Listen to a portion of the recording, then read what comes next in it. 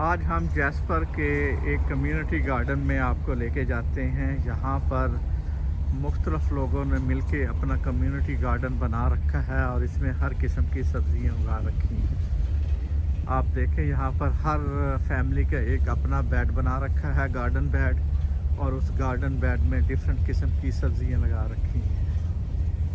तो मैं आपको इस तमाम जो शहर का व्यू जो है वो आपको दिखाता हूँ।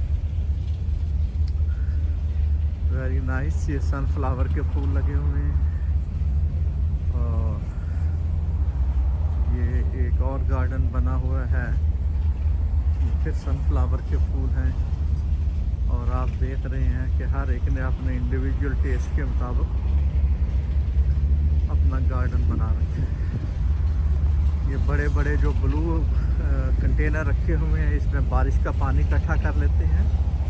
तो जब जो गर्मी है या पौधों को चाहिए है तो इसमें से उसको यूज़ कर लेते हैं। अगर आप जैस्पर विज़िट कर रही हैं, जैस्पर नेशनल पार्क में आए हैं, तो इट इज़ जस्ट बिहाइंड और on the side of jasper railway station.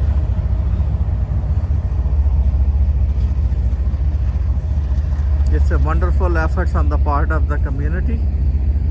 आप अपने भी शहरों में अगर आपके पास नहीं है तो मिलजुल के जौन सा है कम्युनिटी गार्डन बनाएं। इससे ना सिर्फ आपके घर की सब्जियां मिलेंगी बल्कि आप अपना वक्त भी अच्छा गुजार सकते हैं। ये ग्रीन पीस बहुत अच्छे लगे हुए हैं इसमें, और चेरी के और एग प्लांट्स हैं। It's a wonderful garden basically. Beautiful sunflower, beautiful vegetable. Somebody has put nice lettuce, excellent lettuce. Lot of variety in the vegetables. Green peas लगे हुए हैं, आप देख रहे हैं जैसे। This is a colorful garden bed.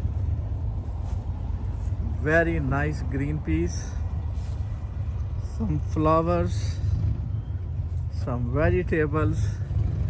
I mean, this was a wonderful experience to visit Jasper station and Jasper railway station and this Jasper now community park.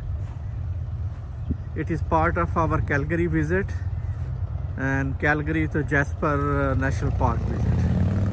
I hope so you will enjoy this video.